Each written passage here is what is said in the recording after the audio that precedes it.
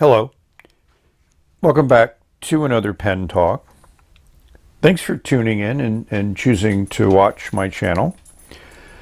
Hopefully the advertisements which seem to be appearing on all the videos is not discouraging you from watching the videos.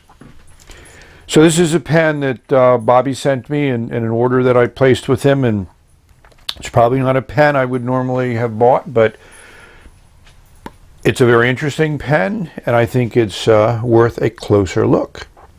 The first thing that catches your eye is this interesting kind of holographic insert into the clip, which I've never seen before. You know, just a standard stamped steel clip, fairly stiff, functional, plain finial at the top, plain finial at the bottom. But the pen has a lot of Chinese characters on it, which I have trouble translating due to the curvature and trying to get a clear picture of it, so we're going to have to guess. But at the back of the cap is an interesting amount of graphics, which lead me to believe this could be a promotional pen. You know, maybe that's a telephone number down below there. I'll do some research, but I'm not really that motivated, so it may or may not make the video. Around the cap band, you have Huanqiu, strange name, some Chinese characters, and 283. So it's Huanqiu. At least that's what I think it is. Could be GIU too. Easy to pull off cap. Nice black plastic section with a little metal piece at the end here. But what really makes this unique is the nib.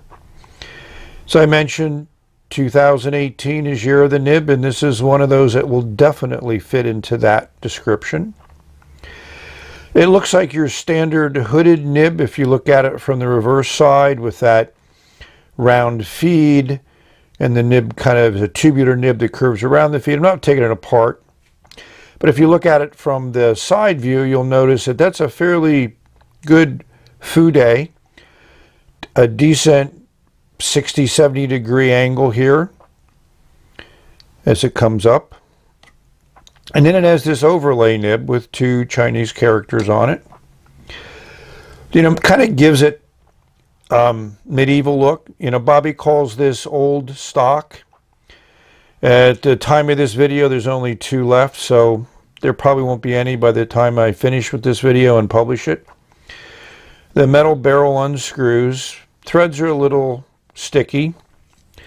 And you have your aerometric filler, which is classic with old stock vintage Chinese pens from the 1990s and early 2000s, maybe until the mid or late 2000s, and even some newer Chinese pens have this filling mechanism, which I think is very functional.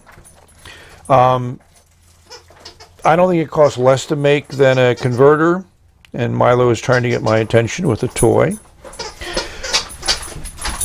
You know, the pen posts fine.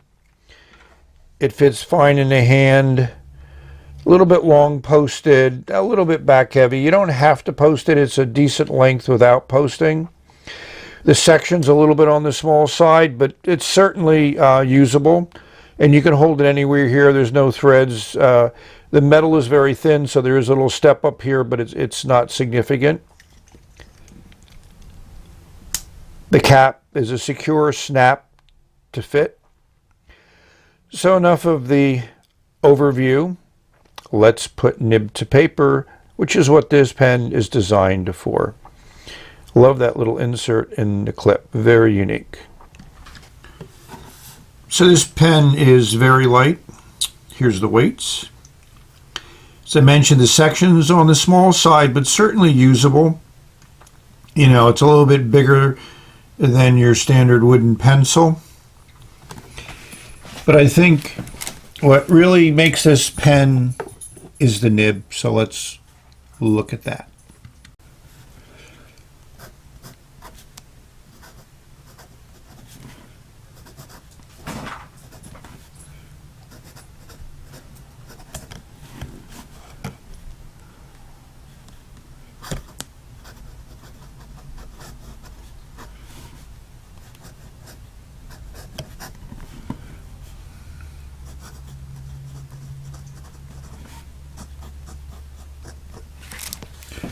The nib works. The nib works well.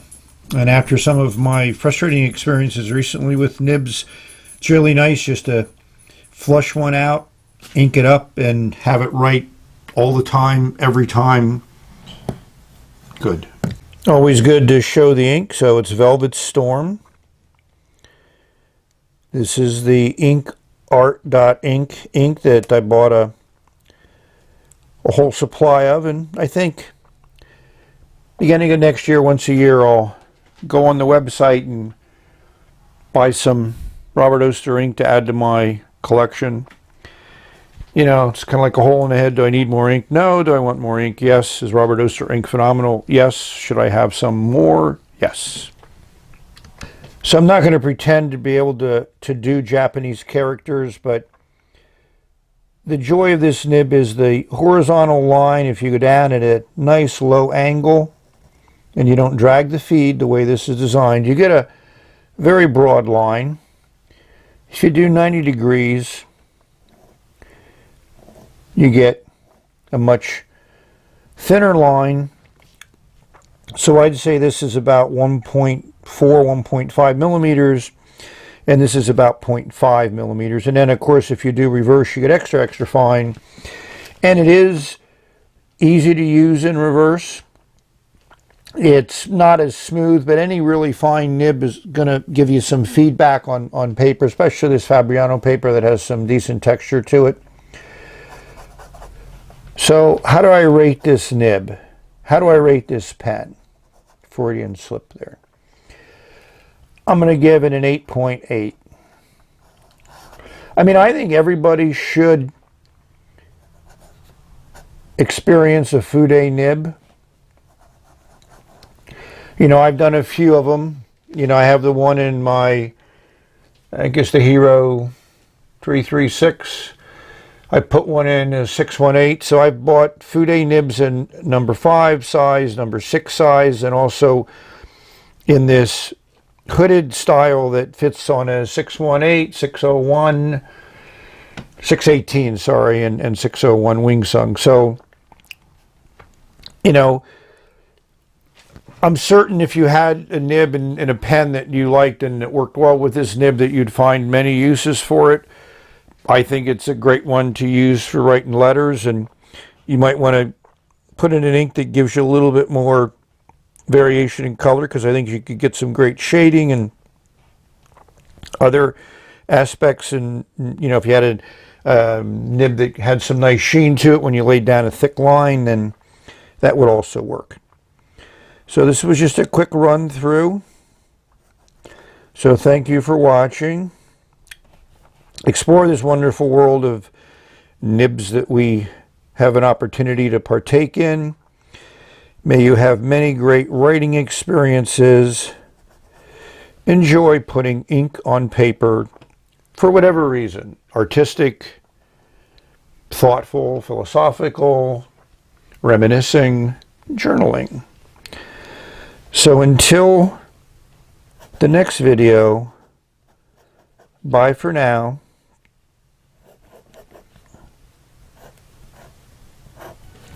Nice line variation.